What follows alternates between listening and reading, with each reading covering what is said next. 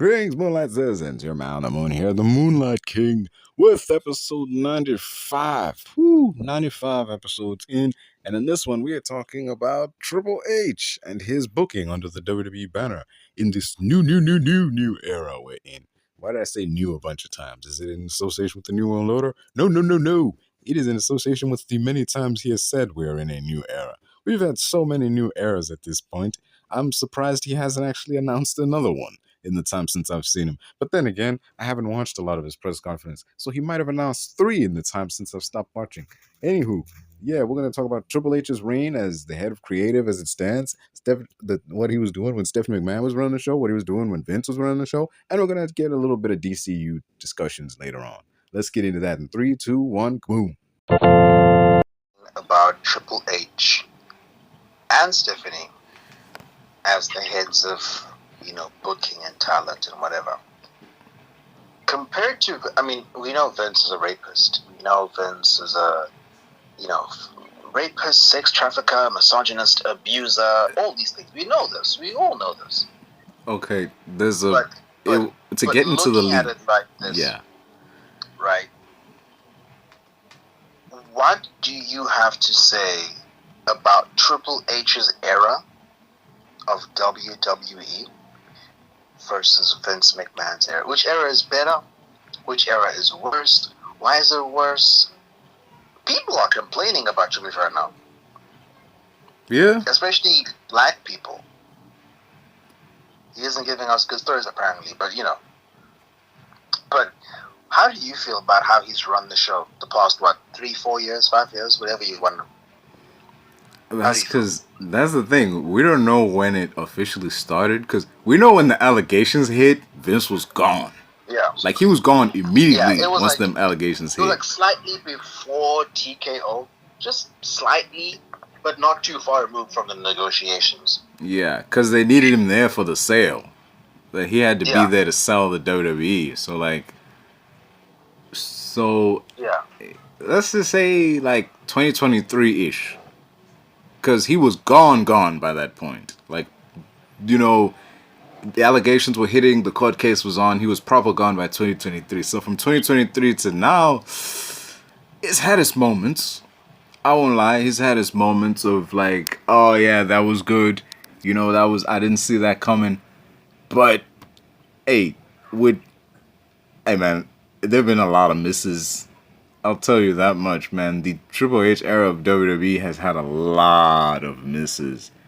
Chief among them being no more brand splits. Like, anybody can show up on whatever show. That's a mistake. That's a huge mistake. Making it so that anybody can show up on whichever show. Because more often than not, all the big stars end up just shunting over to Monday Night Raw. And then SmackDown is like, oh, whoever's left. One show always takes priority over the other show if the big stars can show up on whichever show they feel like that week. Yeah. Another thing is like the booking of certain talent. Like, I'm gonna be straight with you, man. There are people who, like, I straight up forget who's champion sometimes because they're just booked so poorly. I straight up just forget who's champion sometimes because I'll see someone with the belt and I'm like, oh yeah, he got it. Okay, it's cool. I forgot. It's like, or a random dude will have a match on TV and I'm like, wait, you still work here? Shit. Kid you not, man. It'll be so long since you see someone on TV. You're like, wait, you still have a job, man? Damn. Oh, whatever. But yeah, it's clear that dude has his favorites, like the guys that he wants to push over other people, and the crowd have their favorites, and more often than not, those two aren't the same thing. So it is what it is. Even Vince McMahon had his favorites, but like every now and then he would throw the fans a bone. But like, I think my biggest gripe with Triple H was he shows up too often. He's at every press conference. He's at every media event, every ad for a pay-per-view. He's everywhere. Vince McMahon didn't show up in every fucking pay-per-view ad. He wasn't at every fucking meeting. It's like, dude. Yeah. It's like, we need a break from this motherfucker. He needs to go away. Like, not go away, but like he just needs to like dial it back. He's everywhere. He's always talking about like, oh yeah, we're in this like new era of WWE. This is what we do. He loves saying that. He loves every pay-per-view, post-show, every media event. He loves saying this is what we do. And the pay-per-view that preceded it will be some bullshit. And he'll still be like, yeah, this is what we do. No, man, like that was ass. You're taking credit for that? I wouldn't take credit for that if I was you. That was whack. But whatever. So many things would happen, and I don't know.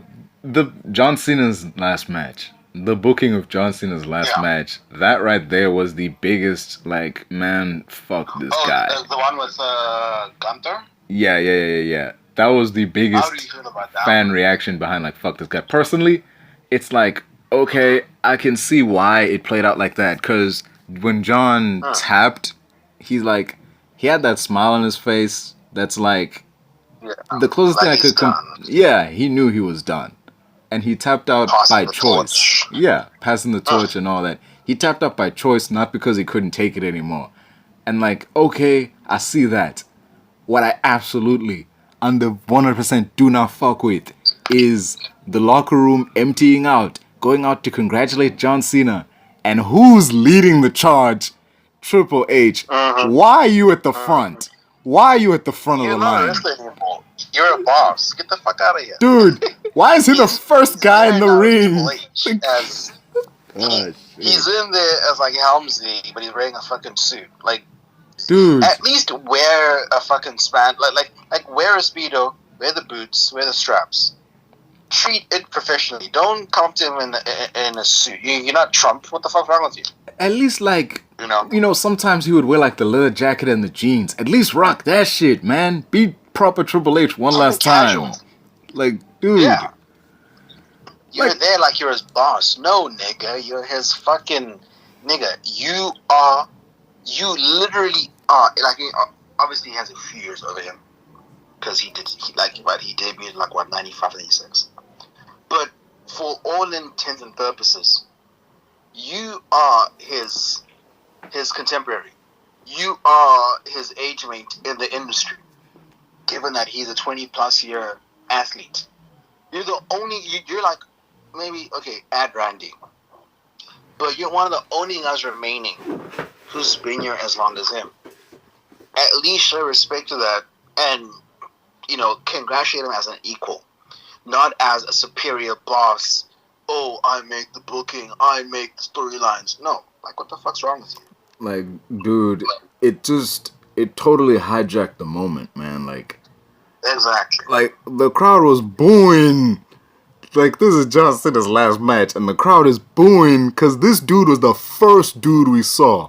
Like, you could see, like, oh yeah, everybody. He was when the WWE music hit, and you saw people coming out. He was right in front. He was literally the first person we saw come out from backstage. First guy to get in the ring, and the dude who gave him a hug. And it was him who was like, oh yeah, by the way, to say thank you, we've prepared a little something for you. You know that motherfucker wanted to say I. Like, just... Yeah. For fuck's sake, man. Dude, you made John Cena's retirement all about you. Like, Jesus, dude. That was bad. And he stayed there. It's not like he came out, gave him a hug, and then he left. He stuck around. He stood in the ring with him, like... And everyone else was standing outside. Everyone else stood around the ring. He's the only dude who stood inside. Like, dude, get out. Let John Cena have his last moment. Get the fuck out. Oh, yeah. Shit. But yeah, that was the biggest. How do you feel about the booking though? Overall, man, it's been like miss after miss after Money in the Bank. Money in the Bank is a surefire way to make a new star. It's a surefire way of saying this guy is going to be the guy some point in the future. If you give someone that briefcase, that's as good as gold, man. That's basically saying, hey, we, the bookers, we think you got what it takes to be the main event guy. And throughout the Triple H era, it's just been like, really? It's either been people who are already stars, or people you look at and say, that guy? Or, worst case scenario, the person wins Money in the Bank, and you'll be like, but this other dude was right there. Like, a way better choice was right there. And that's the biggest problem. Same thing with, like, the Royal Rumble. When Jey Uso won the Royal Rumble, and the last person he eliminated was John Cena, I was like, really? John Cena was right fucking there. You could have had him win the Royal Rumble. Like, bruh. Plus, the plan was always going to be John Cena main eventing anyway. So, why did you bother with this? Why did you bother having him lose? Yeah. Dude, I don't know. I feel like, personally, I don't know. I think Vince had a slightly better vision for things. I will say this. The best thing Triple H probably did in his like entire tenure is probably what he did with the Cody Rhodes stuff, American Dream. Yeah. Getting The Rock back in the fold. That did bring a lot more eyes back into wrestling that initially followed Dwayne Johnson out of the industry and into his movies. Yeah. I think Dwayne, as much as he's hated in Hollywood for being a difficult person to work with, all these things, he still has such a loyal fan base of men in their early to mid 30s. Yeah. And women. You know, let's not be sexist. I think a lot of people love Dwayne, and they love him especially as a wrestler, more so than an actor.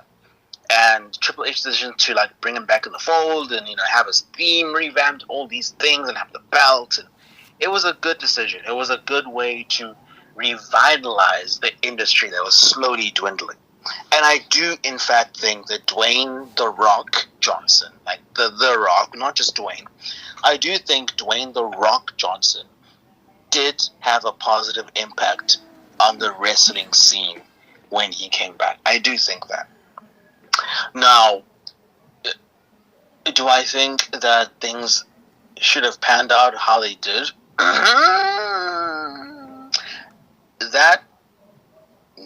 That's to be seen. That's to be decided upon. But I do think his initial return, the hype around it, it was good for the business. Yeah. But everything else in between, the mid-scale stuff, the mid-tier stuff, I feel like his focus was a little bit taken away, and he didn't do those things a lot more. Like, he didn't give a lot of those things more justice. Like, dude, there's some guys in the industry who you just know, like, you just feel in your bones that they should have been bigger. Oh, yeah. I mean, most people would look at this and agree that he got his due. But some also wouldn't. Just look at Kofi Kingston, look at New Day, look at The Miz, look at, like, those people, they're also older wrestlers. They are old. Not super old, but they've been in the industry since at least PG era or Ruthless Aggression. Yeah. Mid to late 2000s, yeah.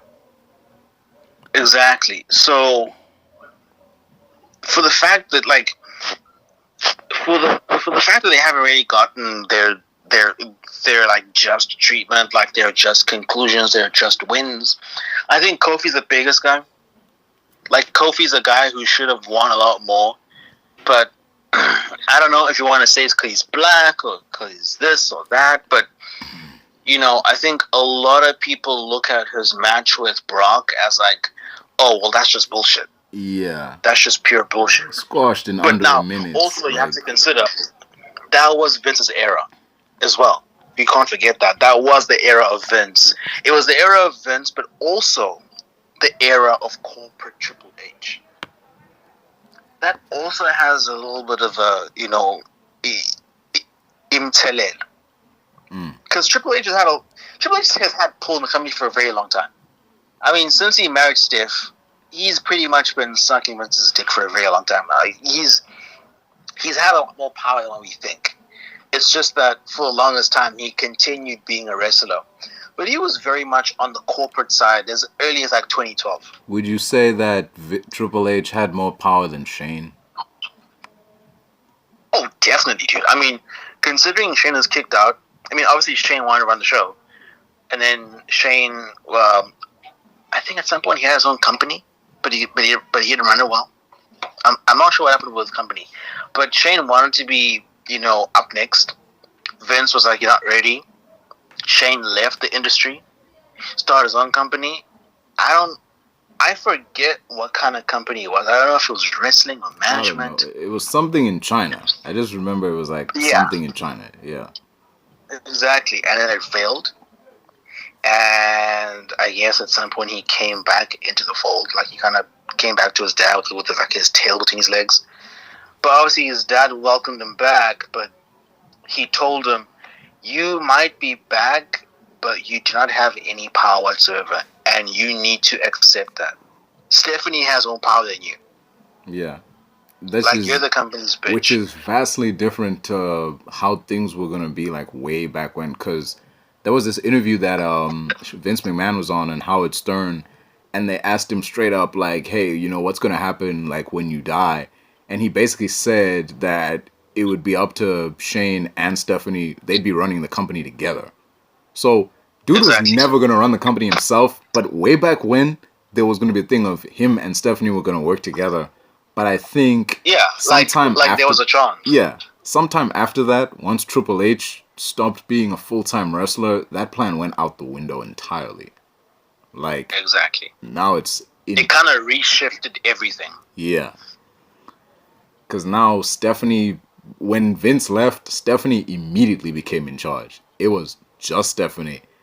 And, Triple H became the head of creative, which is a huge promotion because, he was the COO, but he got demoted. And then, when Stephanie came in charge, first thing she did was make him the head of WWE Creative, which, that's what he's doing now. So that shows more than anything, Shane lost his shot at being the number one guy a long time ago. Yeah. And I don't even know. Clearly there is some point behind the scenes where Shane clearly disappointed his dad.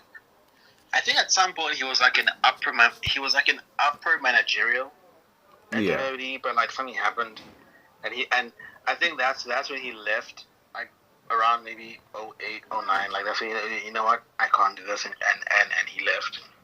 But he was there for quite a while, because you could see his dedication to the industry.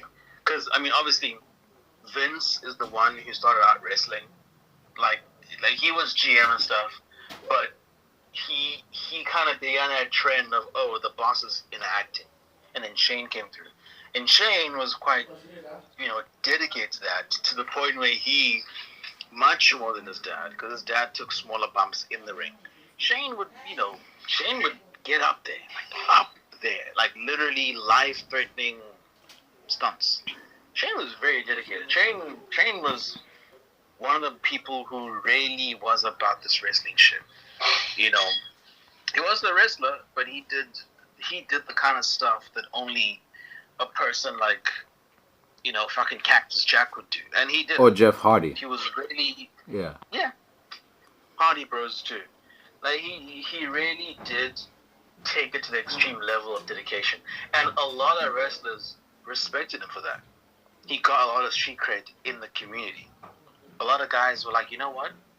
You might be the boss's son, and you might be a snotty, spoiled brat or whatever, but you clearly love this industry. You clearly want to see it grow. You clearly want to build it. You're clearly dedicated to it because you're putting your own health and life at risk. We fuck with you, Shane. Because I think wrestlers are really fucker guys who are all talk, but they can't do the things that they say. Oh, you guys sunk, you guys this or that. But okay, big boss man, you get in the ring and do what we do. And Shane did that. So a lot of guys respect him. A lot of guys like Shane, but his own dad is a guy who he can never really impress. Yeah. Stephanie more to impress him, and why that is, it's hard to say. You could probably pull up her marriage to Hunter to like Triple H. I don't know. I think Because I think what it's mostly exactly? down Maybe it was to like her attitude. yeah. Because she definitely is more cutthroat than Shane. She's more Shane's like very nice Vince and than very Shane kind. is. Yeah, yeah. She's very much a female Vince McMahon. Like, her energy, how she conducts business. She's very cutthroat like her father. So it's very easy to see how she kind of took the reins alongside her husband. Yeah. Before he left, he was the vice president of global media. I looked it up, and apparently they oversee. They're in charge of overseeing digital, traditional, and social campaigns to build the brand presence.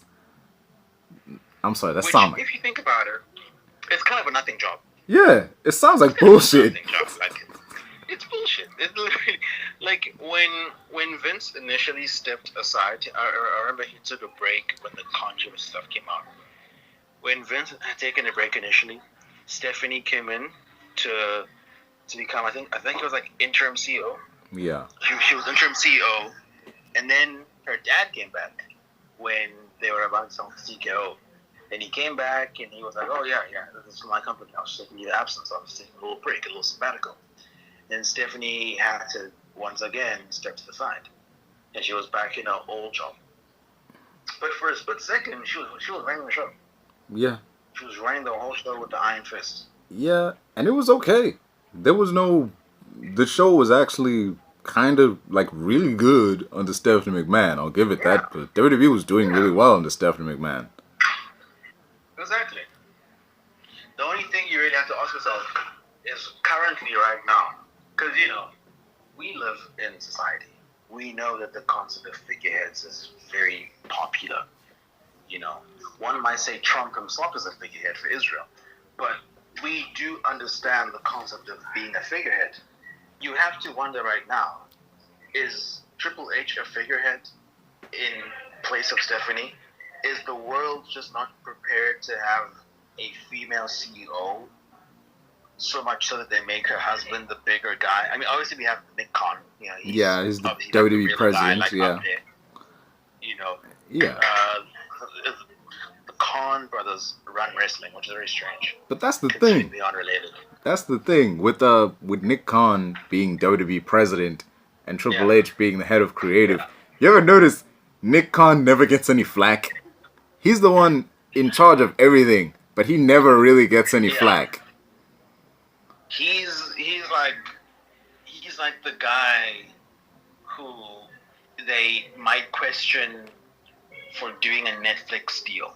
Yeah. But not for why the show sucks. Yeah. Like they kind of put him too far away. I think because they've kind of set up Triple H for so many years as being the guy who's like running the current show.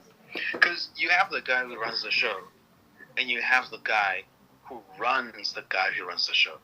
And I feel like Triple H has been, helmed as the guy running the show for so long. People don't really see Nick Khan as having a lot to do with what goes on, but he does. He's not just the guy concerned with stock numbers and stock options and business deals and contracts. He does stuff as well in the forefront, but people don't realize that. So, yeah, it's pretty ironic. Yeah, I would say. The way I look at it would be like James Gunn and Peter Safran. They are partners in DCU, but the main name you hear over and over is James Gunn. It's James, yeah. Yeah. People never blame Peter for, why Superman is what it is, why Blue Beetle isn't getting attention, why this, why that. Yeah. They'll never blame Peter. Like you said, James Gunn would be the guy running shit, but Peter Safran is the guy running him. Exactly. Yeah. It kind of calls to question if, is the whole thing of co-CEO truly the truth, or is it like I'm the CEO, you're the CEO light.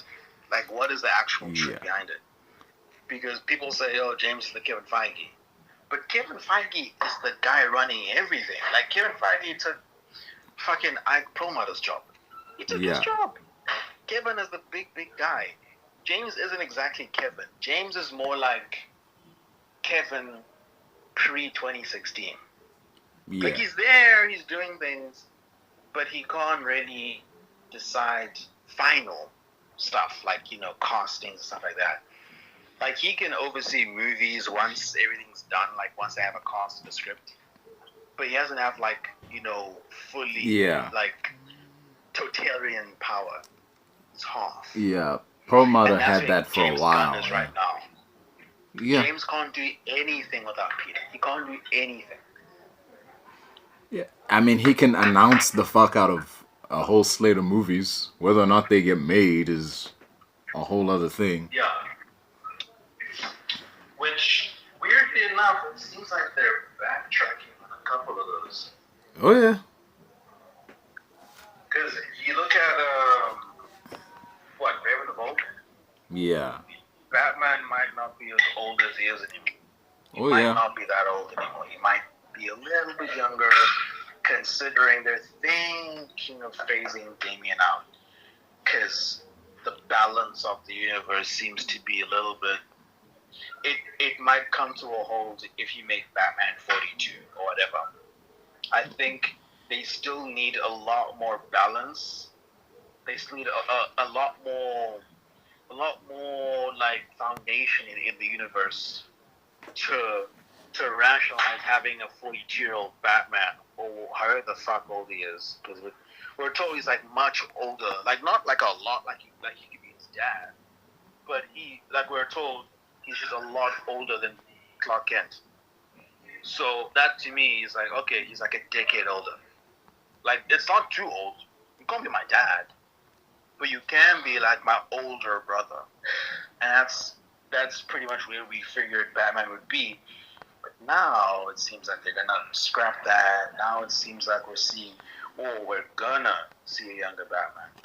They apparently, right? This is all the parent stuff from Reddit, from 4chan, whatever. Now apparently it's gonna be a younger Batman. It's not gonna be as serious. There won't be a Damian.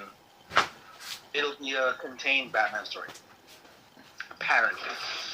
Nothing confirmed. It's just... Gunn has written everything himself.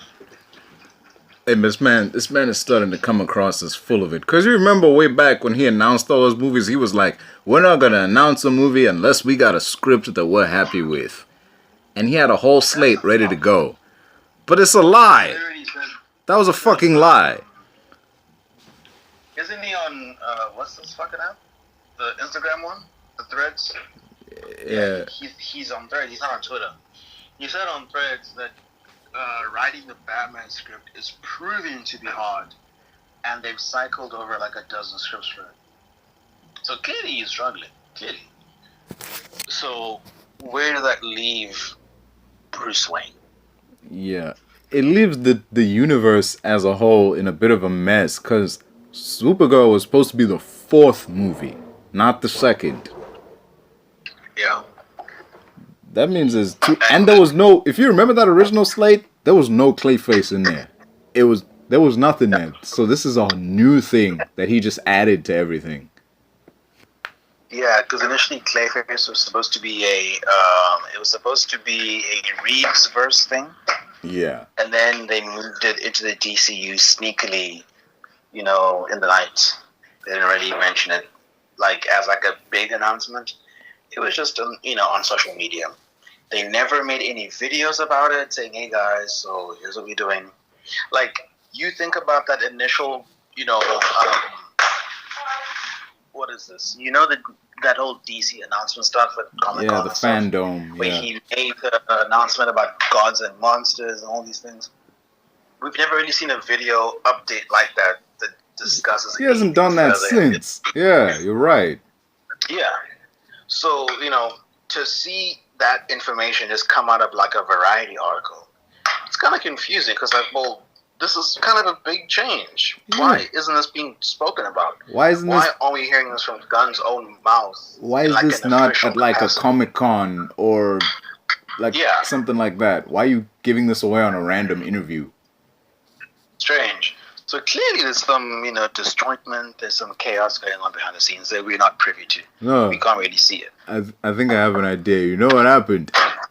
Superman happened, and it didn't make as much money as they thought it would. Now everything has to change. Yeah, they definitely did. Yeah, it didn't make as much money as they thought it would. Now everything after it has to change. Yeah. Yeah, it did good, but not what they were wanting per se. Yeah. But it's also to the point where just because they didn't do that good, they can't exactly cancel it because now they're pretty much repeating the same mistakes as the DCEU. Uh-huh. Because, they wanted 800 mil from Man of Steel. That didn't happen. So they pivoted. They made BVS. Expecting $1 billion. But that didn't happen. Thing. Yeah. Yeah. So clearly they don't want to look like they got scared and reshuffled. So they're still going to keep going with the Superman train. Hence why we've been, told about Man Tomorrow. And we've been told about the casting of Brainiac. They want to portray a united front. That we're happy with Superman, we're continuing with Superman, we have Brainiac, we have Supergirl, everything's going just fine. But Batman's in the wind. What about Batman? What about Wonder Woman? What about the Justice League? What about the Lantern TV show? We haven't heard shit about the TV show. It's happening, but there's no trailer. No trailer yet. No first look. Like we've seen stills. Not even a teaser. Enough. Clearly they filmed something. Stills are photos that were taken on set. Stills are so low production. You could show up on set day one, take photos, and put that on Variety. Put that on, Entertainment Weekly. That gives us nothing. We need an actual thing. Even a 30-second little clip, you got nothing. It's not even a still of them doing anything. They're just in the streets. They're just standing in the street, walking. Yeah. Okay. We have a photo. I think the latest photo is a photo from a military base, which again, it doesn't look anything like something that a Green Lantern would be at. But clearly, we're at a military base. I'm assuming it has to do with Hal Jordan because he was in the Air Force. But what about that? What are we supposed to do about that? Yeah. What does that tell you? It doesn't make much sense because the story I've heard surrounding Lanterns is oh yeah, it's gonna be training day, but Hal Jordan is not an Alonzo Harris type figure, man. I don't see that. Yeah. I don't see. It would make more sense if it was Hal Jordan and Sinestro. Then you could make that training day. I could definitely see that shit happening. But Hal Jordan and John Stewart, it's really? Isn't Hal Jordan an all-around good guy? Why would you make him an Alonzo Harris type figure of yeah, I'm gonna train you how to be a Green Lantern and I'm gonna get you down into the nitty-gritty of it all? He doesn't seem like that kind of dude in any iteration. It's weird enough. It definitely is weird enough that, clearly Hal is much older. I mean, if anything, Hal was bare minimum 5-10 years older than John, because John is a little younger. Yes, he's what, in his early 30s. Hal is supposed to be canonically in his later 30s. Given the slate and how you're the next Green Lantern, you're the next member of the Justice League. But Hal was 60 because he's played with this guy. I forget his name. Yeah, Chandler. He's a good actor, but he's 61. Yeah, the Chandler guy. He's 61, and Pierre. Is Pierre even 35? I don't think so. Maybe, but damn, nigga, that's 25-year difference. What the fuck are we doing? What the hell are we doing? It doesn't make any sense. I don't know why he's such an old geezer. What has the past 25 years looked like? Has Hal just been retired for 10 years, 15 years? Why is he so old? Okay, cool, he's training in Green Lantern, but wasn't he trained already on Oa? What the hell's going on? That's another thing, because if Hal is on Earth training John Stewart to be a Green Lantern, why is Guy here? Why are there 3 Green Lanterns on Earth? Isn't Earth just It's have strange like one person assigned to a sector? There are currently 3 Green Lanterns because on one planet. exactly one should at least be in space or in some other quadrant or even in another Milky Way in another galaxy. Yeah. I don't get like we have 3 on Earth right now. Maybe they came back from somewhere. We don't know, but Yeah. like we don't know because there's no teaser. There's no information. It would make Not way even more from Gun on sense Threads. for him to be training him on Oa. Yeah. Or even not even to be trained by Hal himself. You know, even a person like Kilowog would make sense at this point. Yeah. But Hal seems to be this like de facto guy because I guess Just Kilowog's expensive CGI and stuff. they should have just made it a Jon Stewart story and have him be trained by the other lanterns on Oa and explain like, oh yeah, we had another guy like you. His name was Hal Jordan. He's off in like sector 750 or whatever. But I trained him and now I'm gonna train you. That would make way more sense. Because Kilowog does seem to be like the older brother to a lot of them. Like he trains them hand-to-hand combat, how to use their rings, all these things. But I also would have appreciated, and this is like it's optional. I don't need it, but I wouldn't be mad if they had it. If they did explore like a parallax Hal Jordan, like oh he's been corrupted, oh he's been this and that. Like I would have found it pretty interesting that the universe starts with Hal already having been corrupted. Obviously, you could say it's over, but Hal is still disgraced following that. He's still going to be a disgraced hero, and more notably, a disgraced Lantern.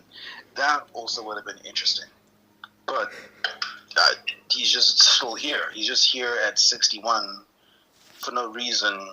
No kids, no family, apparently. I don't know. It's very vague. Yeah. I mean, we all know Hal Jordan's a bum. Even in the comics, he's a bum. Like, he's broke. He's bad with human-to-human relationships, like keeping him friends and lovers. So, clearly, the only person he has right now is Jon Stewart. Clearly. Yeah. That's his only earthly attachment. And then maybe, Green Arrow, if they even do him, which I don't even know at this point. I don't know. It just seems the world they're in right now just seems too fantastical for a street level hero like Green Arrow. Even Peacemaker's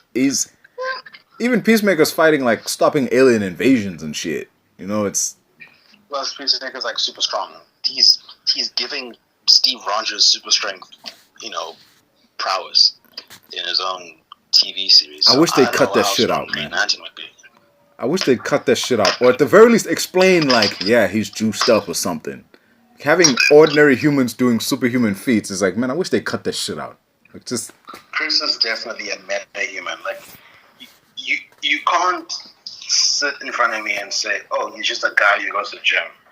The real-life John Cena would get beat up by Chris in the DC universe. John Cena, if he were to have a one-to-one fight with Chris, he would lose. And that doesn't make sense because he's supposed to be as strong as the real-life John Cena, but clearly he's not. He's much stronger. He's clearly tinkering, along the lines of metahuman, along the lines of, is he as strong as a Gorilla Grodd? Like, how strong is this guy? How is he swinging around human beings? How are you swinging around grown human beings like they're sacks of vegetables? Like, how is he squaring up against those aliens in season 1 who are stronger than average human beings? Yeah. Oh, shit. They could snap your neck, those aliens. So. Yeah. It's just weird. Very bizarre. Like, Rick Flag in season 2 was there for just for the lulz, really. I mean, he had nothing to do. Like, he was there to be the new Amanda Waller. I feel like he was a dickhead. Like the things they do when they're still looking for like the other universe to create the prison realm or whatever you want to call it. He was truly on some like just evil shit. Like not just sinister, evil. Yeah. He was on some Lex shit, like for real. Beyond the revenge for Rick killing his son, it's just like, I don't know. The reason I say I feel like they gave him nothing to do is because it takes forever for him and Chris to be in the same environment, for him to get anywhere near him. That's why I'm like, he has nothing to do, because it's just spinning his wheels for several episodes. You know he's there, but he's just sitting behind a desk. He's flirting with that lady. Yeah. That cyborg lady who in the comics is Batman's assistant. But I guess she's not in this universe. Is that the same cyborg chick from that Lex Luthor was with? No. That was the engineer. This lady, I have no idea who even altered her. Could be Cadmus, could be... who knows? It could even be Wayne Enterprises, for all we know. Because obviously in the comics, she works for Enterprises, and she's assigned as the personal bodyguard for Bruce Wayne. And she knows he's Batman. But in this show, I have no idea what's going on. It's all just up in the air. Yeah, another thing. How do you feel about Tim Meadows and the bird blindness gimmick? Oh, he was the best part of the show. It was funny. He gave the show levity. Like he gave us something to think of, or at least something else to focus on when the show didn't really know what it was doing. Yeah. He gave us something to laugh at. Gave us a soft moment. Yeah, like, bro, it's the... Tim Meadows is always great. He does. It's like that clip there's a clip in season 2 where dude says spiders have like 9 eyes, and bro is like, you said that so confidently, I had to look it up and see if it was real. I felt the same way when dude said like he had bird blindness. I'm like, what? You like, he delivered that so well. I was like, wait, what the fuck? Is bird blindness real? MVPs of the season are definitely what was his name even? Oh, what was his name? I don't fucking know. I mean, he's Tim Meadows. I don't know what his name is. Yeah, but it was like some cool name, like John. No, that's John Economos, and I think I don't know. It's something, right? But him, Economos, and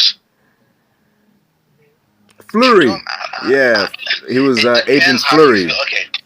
That was his name, Agent Flurry. Yeah. I remember that guy. Shit, he was funny as fuck, man. Oh yeah, Flurry. Yeah. He kept calling dude Ginger Cool, and he hated that shit. Like, that name ain't bad, man. Like, funny enough, the second time around, Titties did not complain. Bro. When they were going to the other universes, they were like, Titties. And she kind of responded like she didn't care. That was her name. I think at that point she was just like, whatever, man. Like, fuck this. Like just, it's just like classic misogyny. It's fine. I still work for the military. I have to deal with this. It's just part of my job at this point. He gave everybody these fucked up names. And the one dude who did complain, he gave him a worse name. Yeah, he was like, you've been downgraded to Cupidol. And then he committed again. He's like, now you're barely legal. I'm like, okay. Oh, shit. Whatever that means. Just because he looks young. Okay. Cool. Okay. Shit. But yeah. 100%. Good. There were so many good moments. Like right away when they went to that, I don't know if it's just me, but like when dude went to that other universe and you started looking at everyone in the background, it was like, wait a minute, there was something in the back of my mind that was like, something's not right here. I'm waiting for. It was pretty obvious because, like, most shows have extras that might be black or Indian or Chinese, or Mexican dude or something. So it's not just a bunch of white people. But like in the back of your mind, you thinking like, no, something's not right here. Where the black people at? Like, like, man, where the Chinese at even? Like, even like, the Chinese. Why is everybody? No. It was literally like the second episode when he's like sitting in the park and I see people walking in the background. I'm like, shit, everybody's white. And it's like even the dude selling hot dogs and shit, like white guy, white woman. Like, And wait, where is everybody? Okay, are we in like a racist city? Because obviously we know the blue dragon, red dragon, whatever you want to call him. We know that he's a white supremacist. We know that. So did he cultivate like a whites only city? And then it further went on and was like, wait. What if we're on Earth X? What if we're on Nazi planet? What the fuck? And we've known about that. I mean, casual fans at this point have known about it since the Crisis on Infinite Earth. Yep. And DC Legends Tomorrow. Other, more dedicated fans have read comics about that, and also have watched the movie with the, the Nazi world, stuff like that. But it's like, damn, they really went there. Yeah. But my thing is, was it too much of a stretch? Because it seems like, because obviously Gunn said there's no season 3. The show ends here, but we'll still see Chris. Clearly, it'll be in a spin-off with their company, Checkmate. Clearly. But the fact that it seems like the whole Earth X stuff is one and done, I was like, damn, really? Like, that's it? Like, just first of all, I thought that Chris's brother would come back in the season finale. Because the way they kind of wrote it, it seemed they like, kept him alive. Yeah. The dad died, he's alive. Like, he was stabbed several times by Adrian. But Which he I don't get. I don't get that because he reveals that he's actually not racist. He's actually a good dude in this universe. So I'm like, why the fuck does Vigilante want him dead? I think, obviously, everyone loves Chris. And I've seen when Chris is screaming and stuff, living his trauma again. Everyone saw him as, well, your dad is good. We were around for your dad. We all heard him say, he hasn't really liked the regime, but he lives through it, because what can he do? He's just one man. You can't change the whole system. That's fine. But even that has holes, but we'll get there. But, like, they all realized, okay, the brother is the bad guy. Like, he's really full of hatred. Yeah. So, when they saw him attacking Chris, they were like, okay, you know what, nigga, you just have to go. You just simply have to go. Like, we're not even gonna play games here. We're all collectively gonna try and murder you in your Iron Man armor. Clearly, he didn't die because he was in Iron Man armor, but they was really trying to kill that motherfucker. Because it's bad enough you're the only Nazi in the family, but now you're trying to kill Chris. So you simply have to go. I just thought that he would die for real, but he survived. But the whole thing of him waking up in the ambulance, stuff like that, I just thought, okay, he's going to come back. He's going to go through the door, go into the main universe, and wreak havoc. But now that happened. Chris is in a weird alien world, and that's it. He's in another universe. And that's it. That for me is so like, what the fuck? I was not satisfied with that ending. Definitely not. The whole thing of the performance, those guys, Foxy Brown, whatever, who sing Julian, it's a hungry. No, please. No. It was a very white ending. And I feel like that ending was very much written to stroke Gunn's, maybe not his ego, but it was like made to make him happy. Gunn loves music. Yeah, listen to my favorite song on my Spotify playlist or some shit. Like, yeah, like, come on, dude. That ending could have been so much better. Shorter, too. So much better. Yeah. They kept teasing, what happened on the boat? He's like, we gonna talk about what happened on the boat? And then we find out what happened, and it's like, wait, that's it? This is what you've been talking about for several episodes? This is what's causing this friction between the two of you? This bullshit combined with this bullshit song? Bro, Gunn, firstly, right? Gunn was like, you're gonna see a lot of unexpected things and a lot of surprises in the last episode. Actually, he even said like the last few episodes, but he mostly said the finale is going to be a doozy. Yet, we did not see a lot. We hardly saw anything. It was such a nothing episode that people thought initially when Khan had said, you know, a lot of surprises, a lot of interesting things. We all thought that we'd be seeing Superman. We all thought that we'd be seeing the invasion of Nazis into our planet and, you know, heroes coming together to stop the Nazis from taking over. And we just got nothing. We got Chris getting locked in a different universe, in a random door, in a nothing world.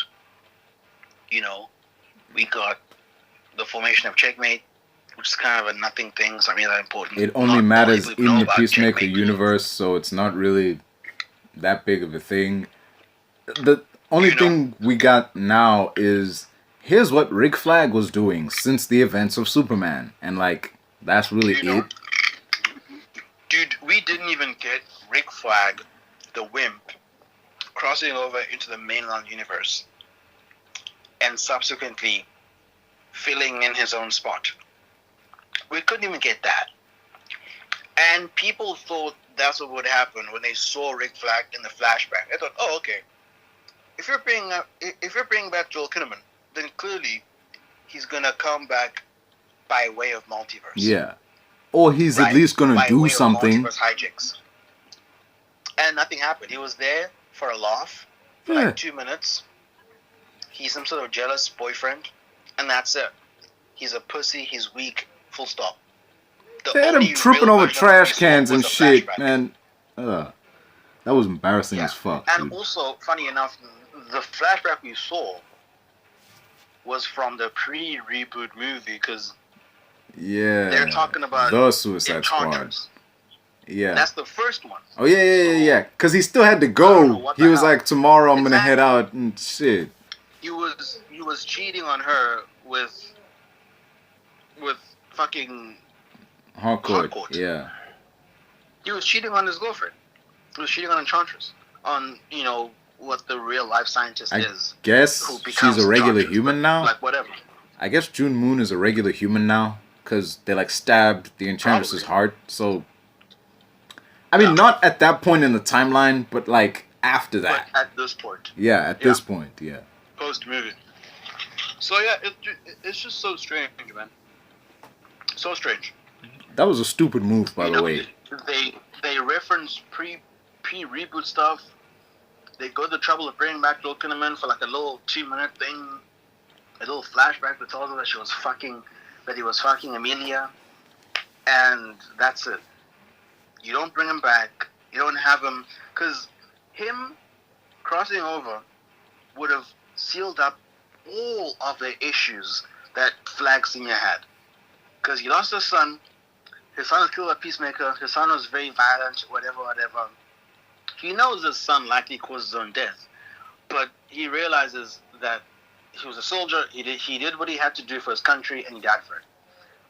Flag Senior is no different than his son. He's just older. So having a wimp Flag who's still... Actually, just before that, do we even know if wimp Flag had military experience? I mean, he worked at Argus. He worked at Argus, so it can't, like... I don't know. Yeah. But, like... I mean, they called him Jarhead, so he was at least in the army at some point. Clearly, yeah. Like, he was clearly in some military capacity. I don't know. Let's say he's, like, a wimp in personality, but he can fight. Yeah. You know, if prompted. He's, like... sealed up, like... He gave off, like... guy best friend energy, you know, like the dude who's friend zoned, but like he attacks every dude who tries to get with the girl, you know, like because when he walked up to him and like Chris was like, oh yo, we just came to talk about like some stuff, and he was like, oh, stuff like what, dude? Like none of your fucking business, man. Like why do you care? Oh Jesus. I mean, I won't lie, I'd also be like very like iffy if I saw my girlfriend's ex-boyfriend trying to talk to her. Like, what do you guys need to talk about? What is it to discuss at this point? Yeah, I get that. I can see that. But like, she wasn't even feeling him like that. That's the thing. Which is strange because the way that they first say it is that they're dating, they're in love. Yeah. But clearly she doesn't love him. Clearly she's unsure about him. And clearly she still has feelings for Chris. I mean, obviously. Yeah. So is Rick like a cuck? Is he just like a rebound? Like, what's his story? What's his deal? I think it's a case of when you're with a chaotic dude for so long, like that universe's Chris, you just want a normal dude, and he's the most normal dude she could find. That's just what I think. Yeah. Very weird. Very weird. Hey, Season 2 Peacemaker, man. it was nice, Yeah. but the ending did not stick the landing. It was very, very It deflating. did not.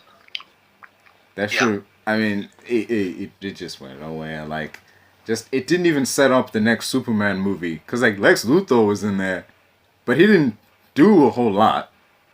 I mean, they teased, like, some Amanda Waller Suicide Squad shit of, like, help me and I'll help you get out of here. But we never saw that. So it's like, I guess they're saving that for Man of Tomorrow, which is dumb because why even have this here if you're gonna give the payoff in the movie? Also, Supergirl is clearly the next movie they're setting up, so having Peacemaker in between Superman and Supergirl, you think there would be something leading to that, but there's nothing, which is also very confusing. There's no supplementary, like, foundation. Yeah. We're just raw dogging Supergirl. Yeah. Nothing before it. Literally, besides Superman. all we got is that little cameo of, hey, where's my dog? And yeah, she goes on. She likes to go to other planets, to planets with red sun, so she can get hung over. I'm like, still to this day, man. Even the last conversation we had, I was like, who are you talking to? Who are you telling this to?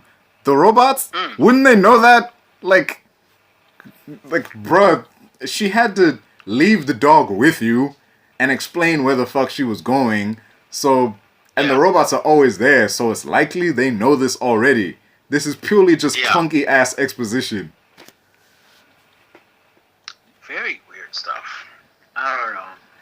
Because at the same time, the character of Supergirl, that characterization, are we sure they intend to make her like a really annoying person?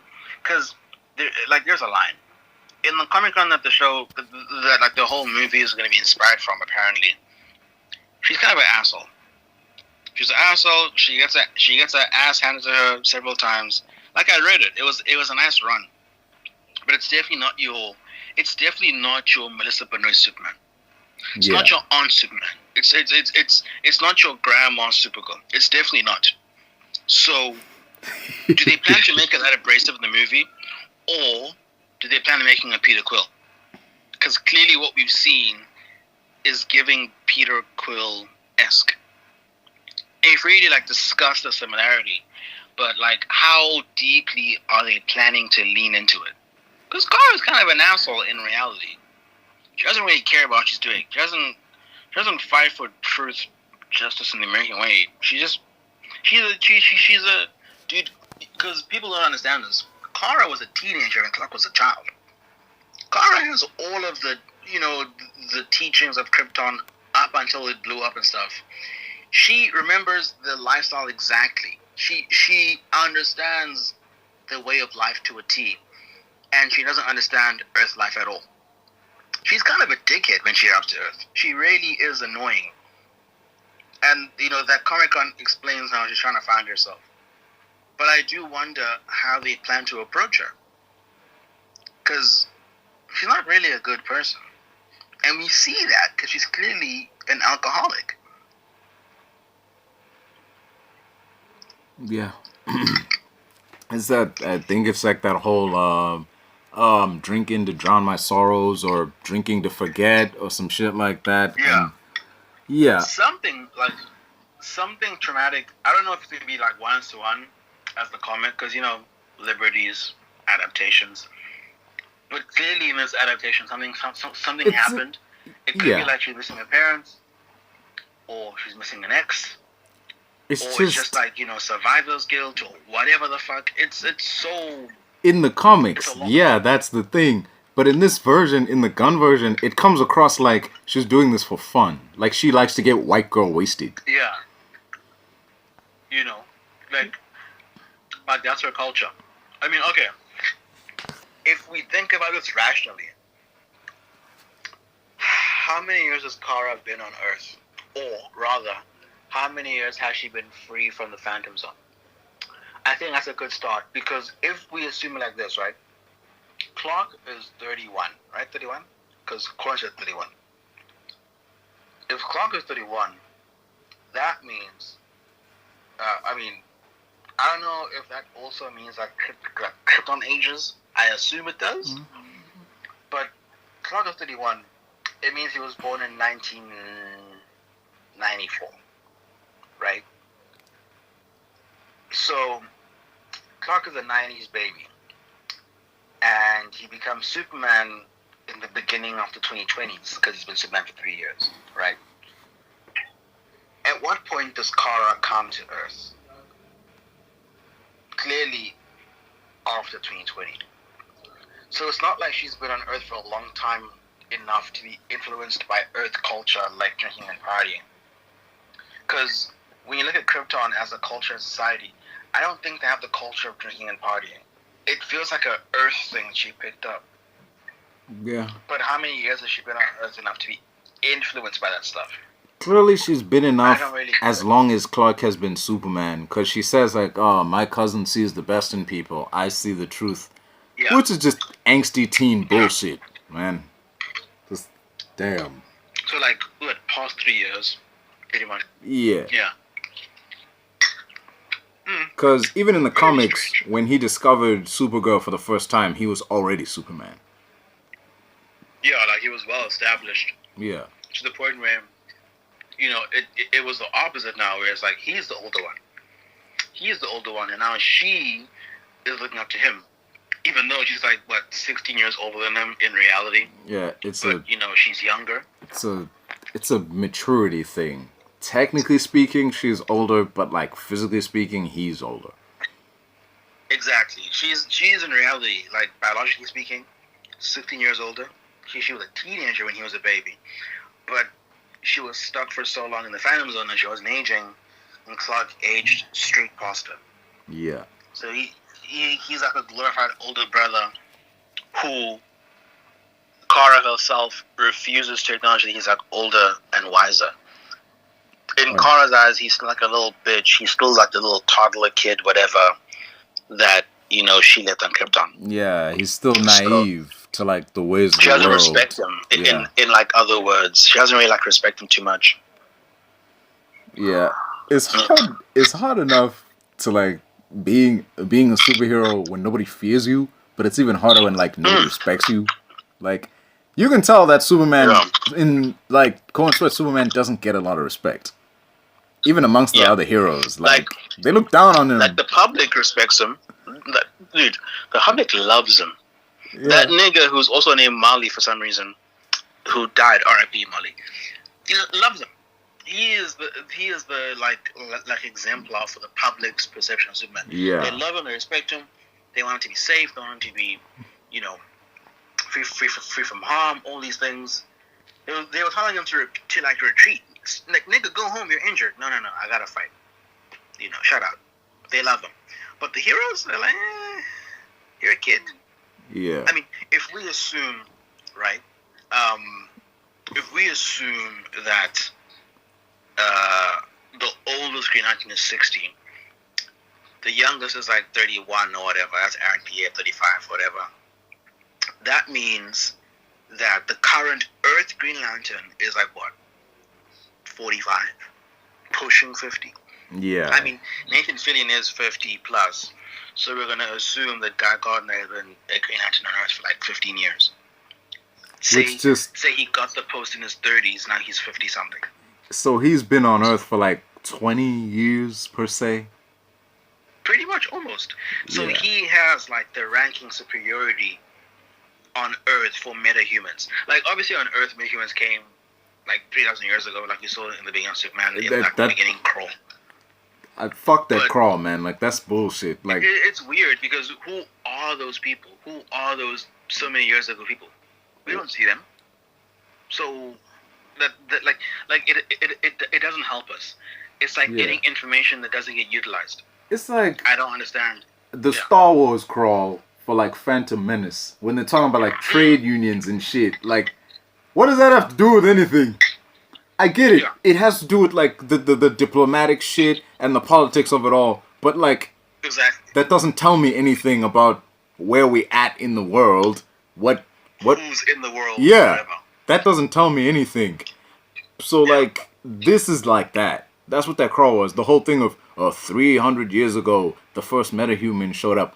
Who that is, we don't Yeah. know. 30 years ago, Now, Superman showed up. If Like, we heard some bullshit about like Jonah Hex, like he's one of the first ones, but we don't get any prominent name calls. Like the most we see is the mural in the Justice Hall, yeah, whatever it's called now. That hall that is owned by Maxwell Lord apparently. That hall has every painting of every prominent hero. And I remember at some point last year there was like an HD version of that still posted on Twitter. And I zoomed in and I kind of looked through the mural. It has a lot of heroes. Jonah's in there as well. Wildcat's in there as well. A lot of guys from the so-called like Justice Society. Midnight. Is it Midnight Man or is it Minuteman? I Minuteman. forget, but no, Minuteman is Watchmen. Yeah, yeah. you're thinking about like Midnight. Dr. Midnight. He was in the Justice Yes. Society. Yeah, Yeah, like we have all these guys in the mural, but like to me it feels like a cheap reference, like a weird Marvel reference. Like it doesn't do much to serve the world, doesn't do much to tell us about that. it's If we also don't a even bad see reference something like that. in that you would miss it if you weren't looking. If you weren't looking Yeah. around, you would probably miss it. You wouldn't even notice it was there. Yeah. If you drop your packet of sweets, you miss that in the movie. You Yeah. completely miss it. Also, Wildcat and Jonah Hex are just guys. No disrespect, they're just regular guys with like. It's not like I think Wildcat, both of them have some kind of curse. I know Jonah has some kind of mythical curse or whatever. yeah, he's people. Some kind of, he's like a cosmic horror at this point. Yeah, He's that's like bound that to was the tell thing. TV. Ghost Rider esque, basically. Wildcat, But like that was my Yeah. thing. Like Wildcat is just a guy. Like he's like Wildcat was a boxer, yeah, and then some magic hit him, then he became immortal. Well, not immortal, but more like slow aging. yeah, Yeah, I think slow aging is the operative word. He was a boxer, and then I think some person like did something to him. I don't know if it was like a spell. Because Was in it the experiment? I forget his origins for they real. did But revamp. it's definitely like Yeah, but like he ages slowly now, yeah, and he has like gray temples or whatever beneath his skull. yeah. But like they did And revamp his In suit. some incarnations, Black he Panther trained shit? Bruce. Yeah, he does in some versions. He is the guy who like Yeah, trains some. Bruce in like early days, which don't make Yeah. much sense because he trained with, like the League of Shadows, and which is like Mm. if you train with the League of Shadows, what the fuck is this random boxer gonna like? What you Yeah, gonna because- teach me, man? Like But between Racial Ghul, between the League of Shadows, and between Tibetan monks and Wildcat, who's his best teacher? I mean, clearly Tibetan monks and League of Shadows or whatever. yeah, But what information can Wildcat give? It's like if I were to train T'Challa, what can I teach T'Challa that he hasn't already known? yeah. It'd be. It's like dude, you great and all at boxing, but like I'm a trained ninja. Like, what do I need Like, from you? You were a phenomenal boxer in the 20s. You probably fought, the best of the day and won. But this is Batman. This is Batman. Yeah. There's a difference.